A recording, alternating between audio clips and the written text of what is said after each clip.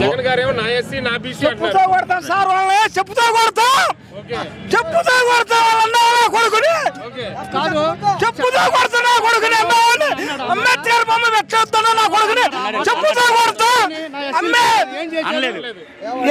జగన్ గారేమో నా ఎస్సీ నా బీసీ అంటున్నారు కదా, ఇంత ఇంపార్టెన్స్ ఇస్తున్నారు. మరి అలాంటి జగన్ గారికి ఎందుకు తిడుతున్నారు కొంతమంది పని కట్టుకుని?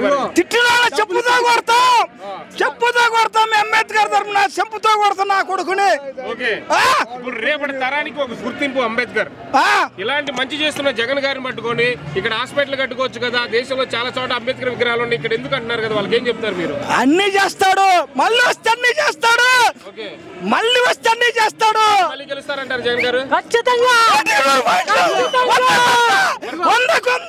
మరి పవన్ కళ్యాణ్ గారు చంద్రబాబు కలిసి వస్తున్నారు కదా,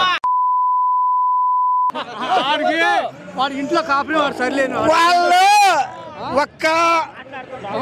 ఒక్క రుణమాఫీనే చేయలేను ఏదో చంద్రబాబు నాయుడు. ఎక్కువ పథకాలు ఇస్తా నమ్ముతారా చంద్రబాబుని? ఇంట్లో సొప్పేంది. బిఆర్ అంబేద్కర్ ని శాసించింది జగనే. జగన్ తప్పితే చంద్రబాబు గాని పవన్ కళ్యాణ్ ఎవడయా? రంగులు వేసుకునేవాడు. డబ్బులిస్తే అమ్ముడు పోయేవాడు పవన్ కళ్యాణ్. అంబేద్కర్ గారి బాటలో నడుస్తున్నారా జగన్ గారు?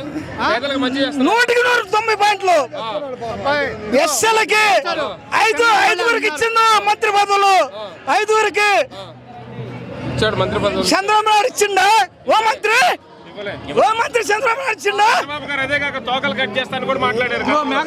ఎస్ఎల్ని కట్ చేస్తానండు, ఎస్సీలో పుట్టాలంటూ జగన్ అల్లా పైన జగన్ పైన దేవుడు కిందన ప్రజలు ఉండారండు.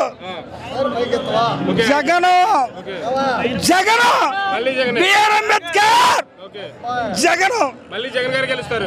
ఓకే 190 పాయింట్లు. జై జగన్.